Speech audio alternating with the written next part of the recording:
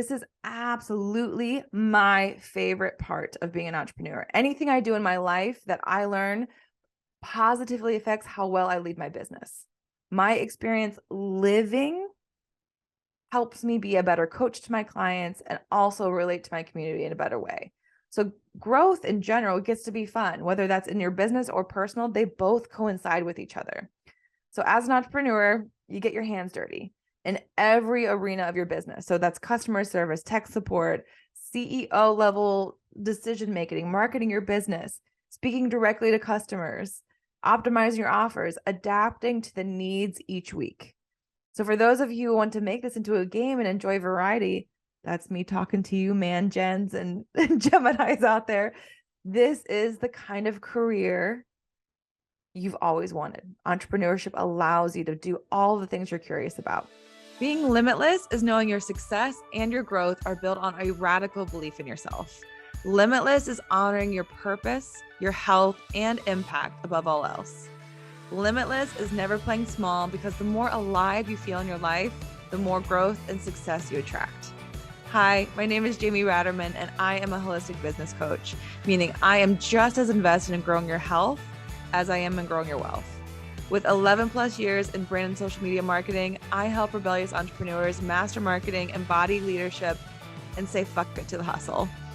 This show is here to encourage you to become more radically aware of your self-imposed limits, to break free of your shoulds, and to expand your brand into a movement led by you.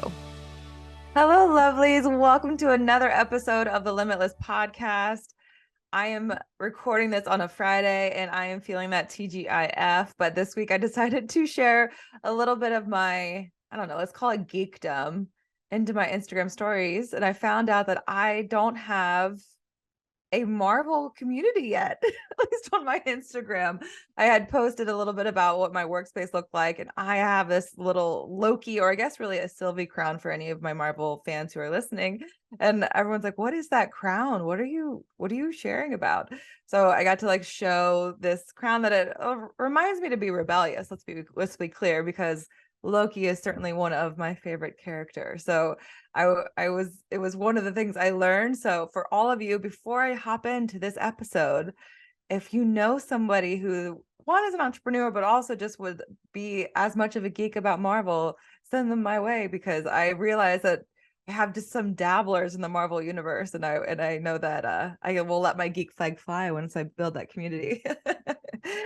But with that being said, this is what gets to be fun. And we get to talk today a little bit about the good and bad sides of being an entrepreneur. So if you've listened to more than one episode of the Limitless Podcast, you've gathered that I am pro entrepreneurship and the gig economy. The power of us to be able to build wealth in the life that we want by embracing our gifts is more possible now than ever. I'm sure if you've listened to some episodes, you know that I love this stuff. But I also want to give a real dose of realism, what it really means to be an entrepreneur. So entrepreneurship isn't for everyone, even if I wish it was, because I know all of the benefits that come from it. For many of us, juggling the many balls of running our own business can be much more than we'd ever realize. But let's just in general put entrepreneurship under a magnifying glass to see where you might land with some of the facts of what it is to be an entrepreneur. We can take a look at the good or the ugly sides of what it means to do that in 2023. So diving in here, a really big benefit, a good side of what it is to be an entrepreneur is that you get to be your own boss.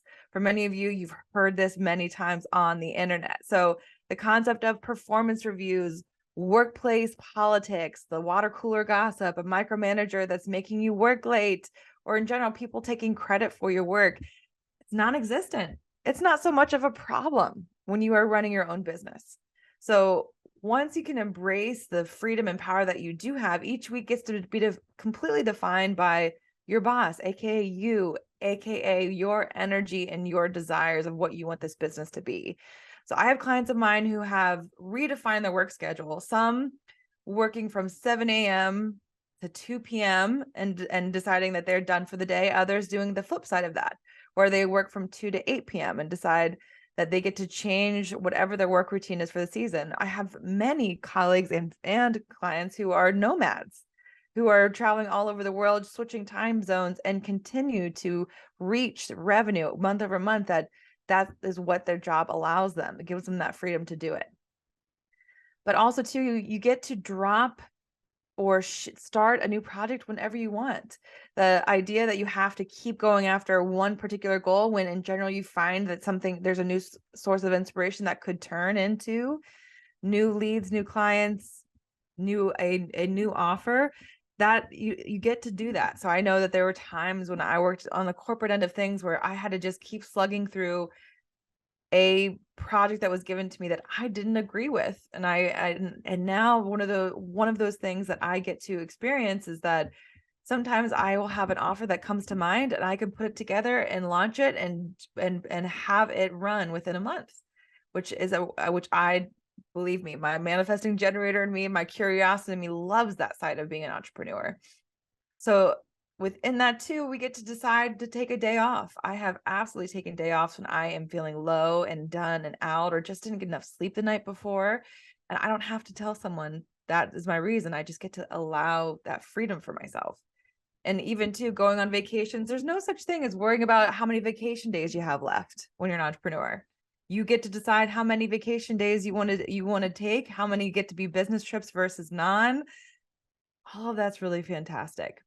You get to give yourself a raise whenever you want. And then, of course, taking a long afternoon workouts or lunches in general, the idea of how you approach your business is personalized. There's no set schedules. It gives you the flexibility to live your life while running your business. So the concept of work-life balance, I mean, let's be real, there's no such thing, but work-life blending is what I think that entrepreneurship excels at.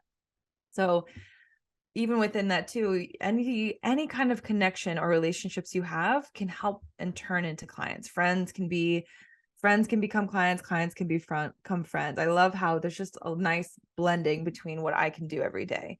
So clearly I could keep going. I listed, I don't know how many did I get there, but the ability to be your own boss is amazing. The freedom that entrepreneur provides is unbound. It's endless. It really is. We get to see that as humans, we were never built for that 9-to-5 factory working type of schedule.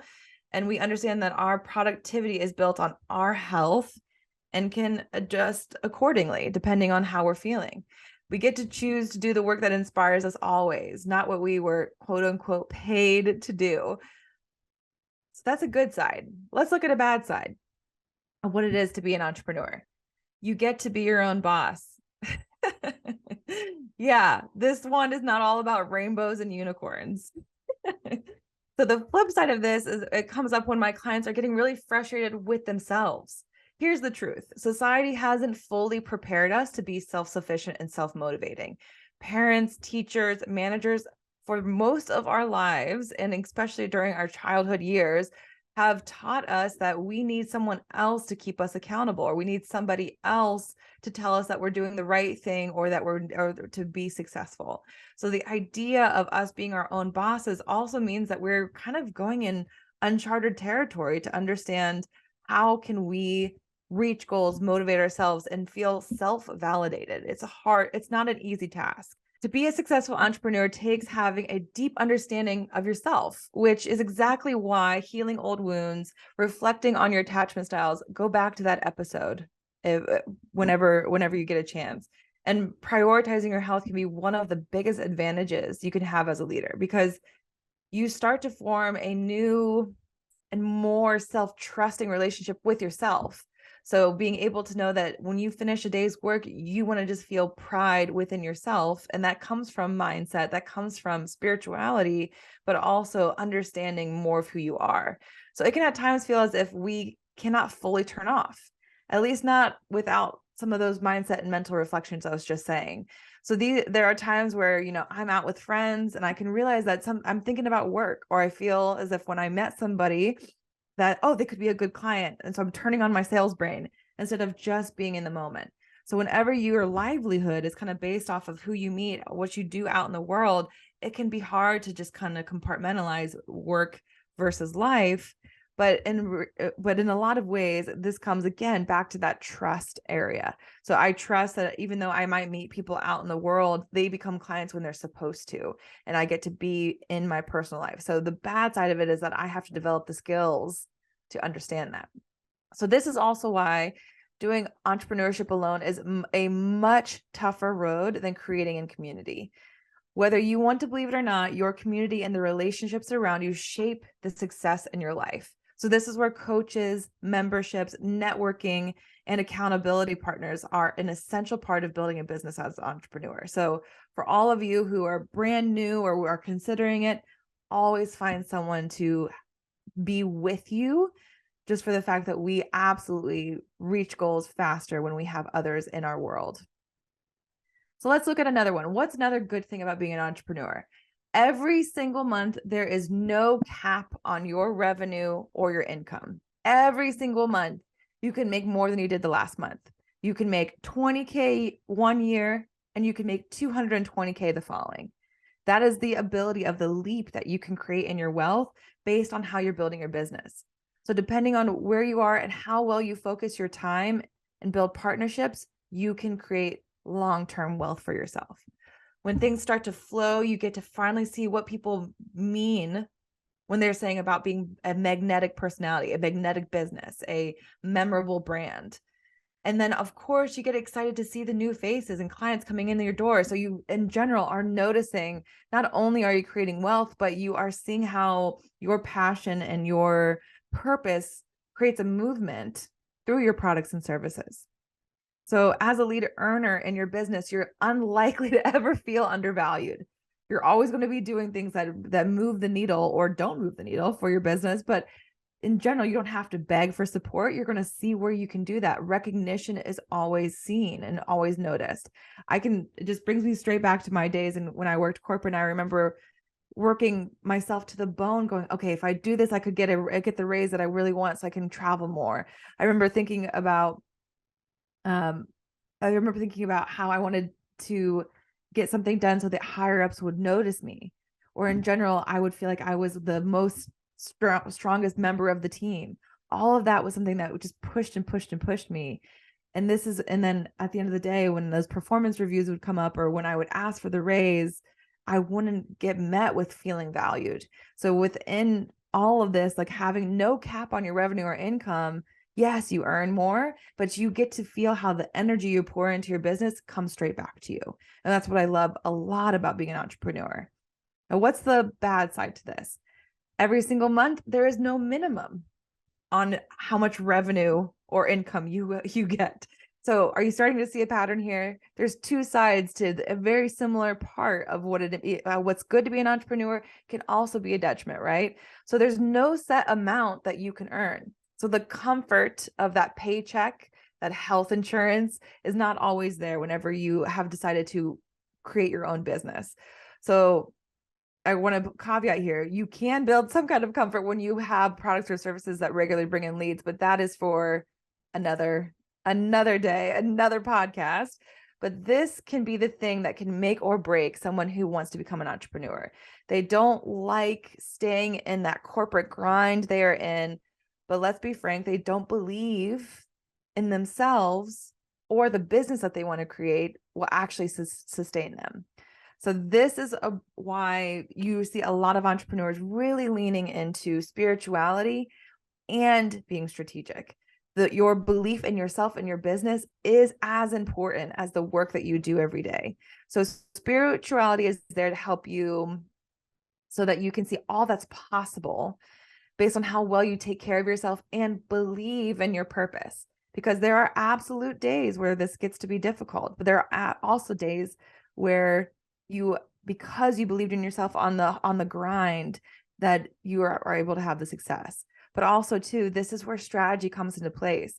As a solopreneur or an entrepreneur with a small team, being strategic is so important because you want to be spending your time in the right places, like understanding how marketing or selling in your business works.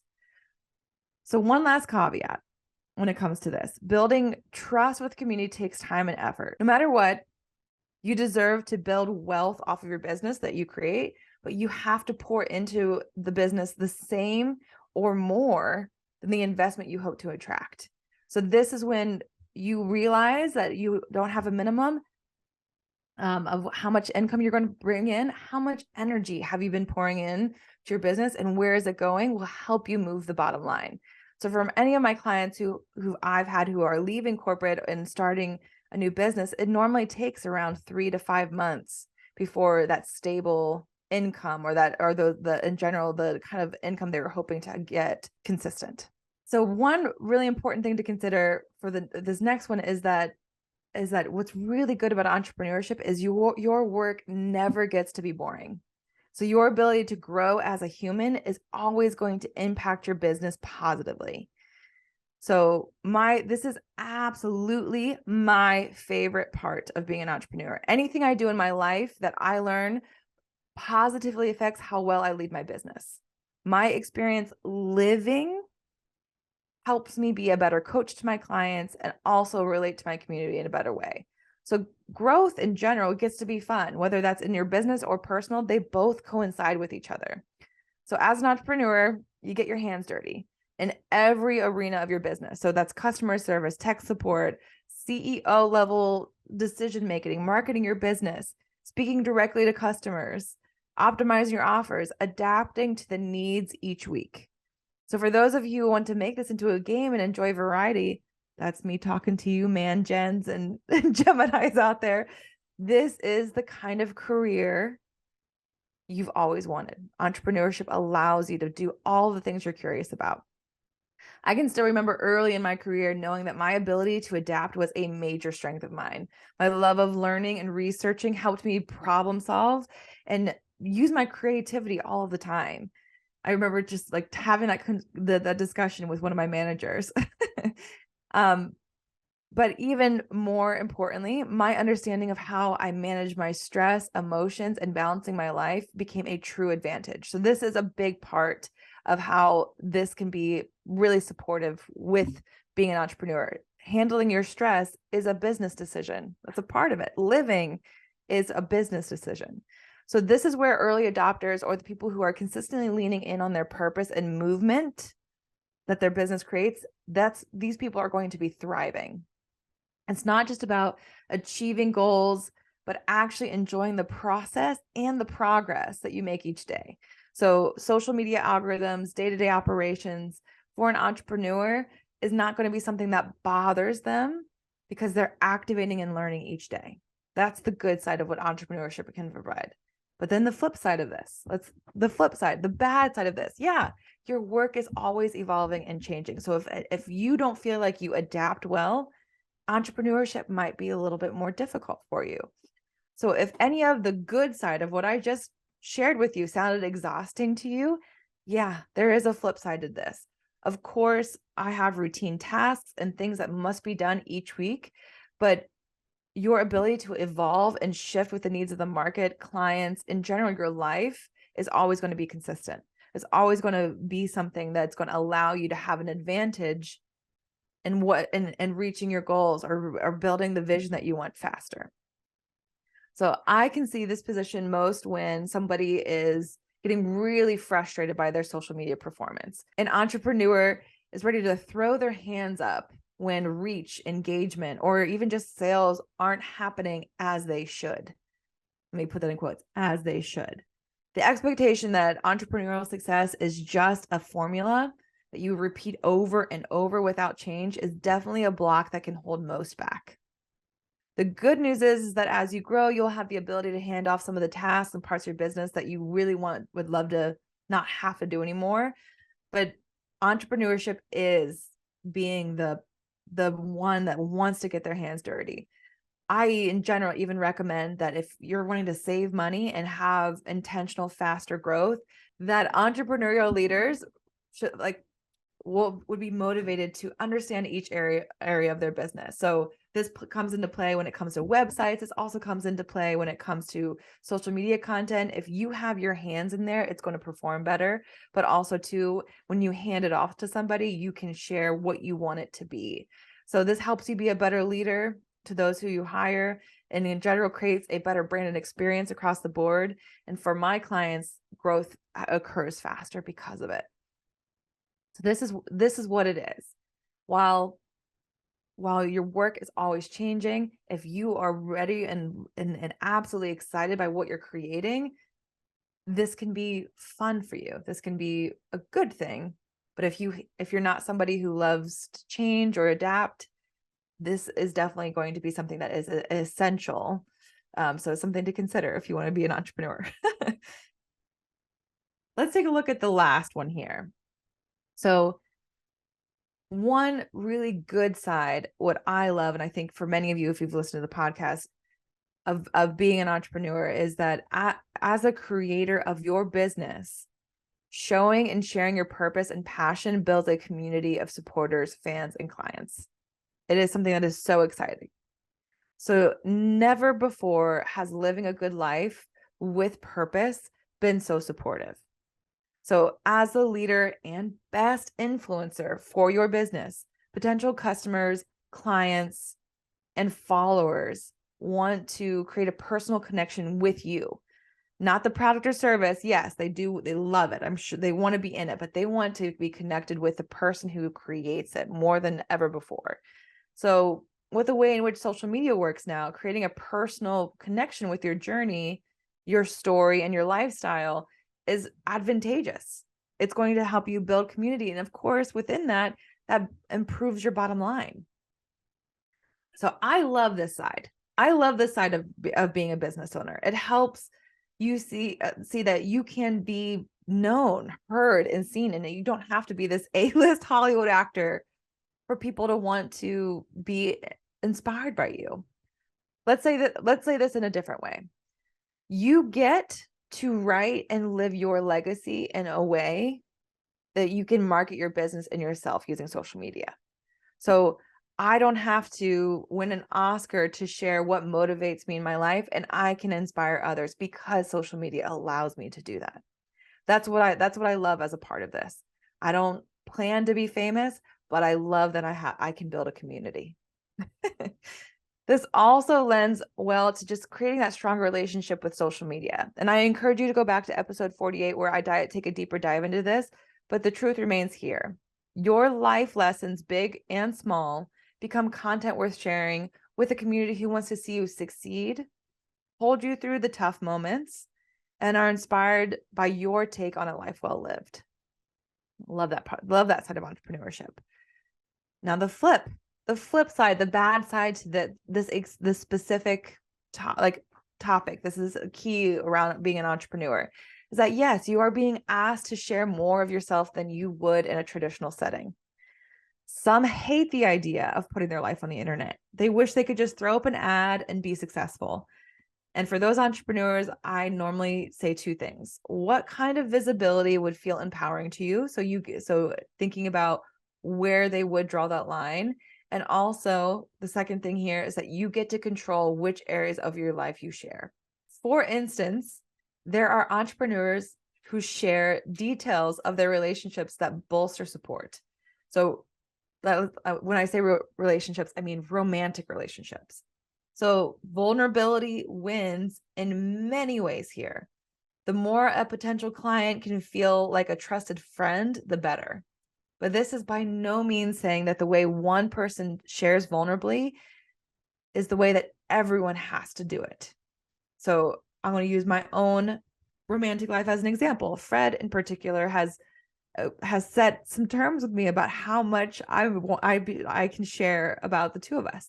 And I respect him. I want to make sure that whatever I do share about what it is to be in a relationship and as an entrepreneur, that I draw that line. So my version of sharing my personal life becomes more of a solo experience. I desire a more meaningful connection with my clients. So I know that if the way in which I share is not going to be like that entrepreneur who shares all about their romantic lives. So the more that we can own the way we share our real selves online gets to define what empowers us. So the better that, and that's better for our community. Don't try to be somebody else. Try to decide what level of personal connection you're willing to share. So let's just say that, let me just say this one more time. The more you can own it, like the more you can make it your own, personalize what you decide you want to share online, your real self, the better it's going to be for your community. They're going to decide they like your brand of how you share. The better it's also going to be for your consistency. So let's be clear. If you're wanting to show up more often, trying to show up like somebody else is going to burn you out. So being that for yourself. And yes, of course, by owning this process, you will have a better bottom line. But the truth with all of this remains, being an entrepreneur does ask of you to share more of yourself with strangers at first, right? They're strangers at first. So you aren't walking into an office as that marketing manager or engineer who clocks in and out each day and just stays under the radar.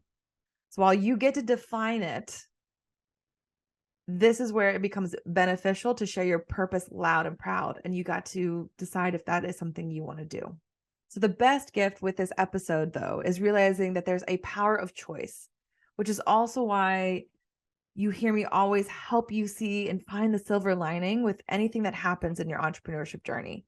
So many of the good sides of entrepreneurship are simply about understanding the grit and resilience you want to build in your life.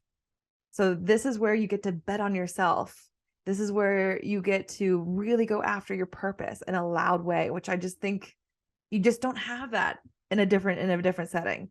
So this episode showcased exactly how there are two sides to being an entrepreneur, but I encourage you to find the light side. We're not going to the dark side here. I encourage you to see the light side. We're not Darth Vader. I need to watch Star Wars. So yes, I encourage you to find the light side more often as it will only help you continue to thrive. So you can be your best boss. You can continuously build higher revenue month over month. You can become a lifelong student because of your business, and you can enjoy how work and life get to coexist. But within that, yes, you get to share more of who you are and what you want to create in the world. That is the truth. You get to choose that entrepreneurship can be this way. It can be the positive side. And you also can look at it that way for those days when you need to see the positive end of things. So that when scarcity is winning, when things aren't happening as fast as you'd hoped, we get to live in those ebb and flows of what life gets to be. And one of my favorite parts of going back to that episode with spirituality and mindset coach Rita Merchandani is knowing that we get meaning from feeling both sides. So I think that was episode 38.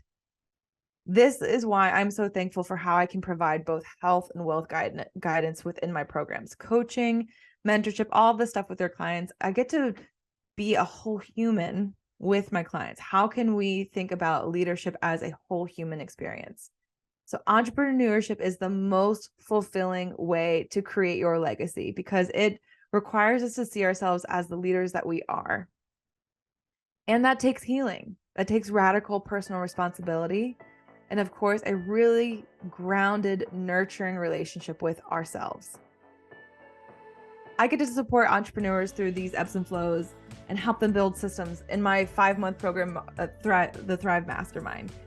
This is exactly what I love to talk about them with. So just to kind of round out this episode, if you are wanting this full end of support, this whole like being surrounded by what it is to live a life this way, I would love for you to consider the mastermind. So this is a high touch, hybrid, one-on-one and group program where my focus is to help you scale your business to new levels of wealth, lean into boldly trusting your leadership and wisdom to optimize your offers, messaging, and presence, but also really get steeped in those spirituality and health habits that raise your internal definition of worth so you can realize that biggest vision in your business. So spots are open right now for the mastermind. So if you want to join in the next round, feel free to reach out to me on Instagram. You can DM me and say that you would like to learn more. And also too, we'll go ahead and drop the page that gives you everything you need to know, and you can apply there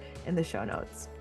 So if I haven't encouraged you all, if you are looking to be an entrepreneur or you're ready to see the light side of entrepreneurship, I hope you enjoyed this episode. Until next time.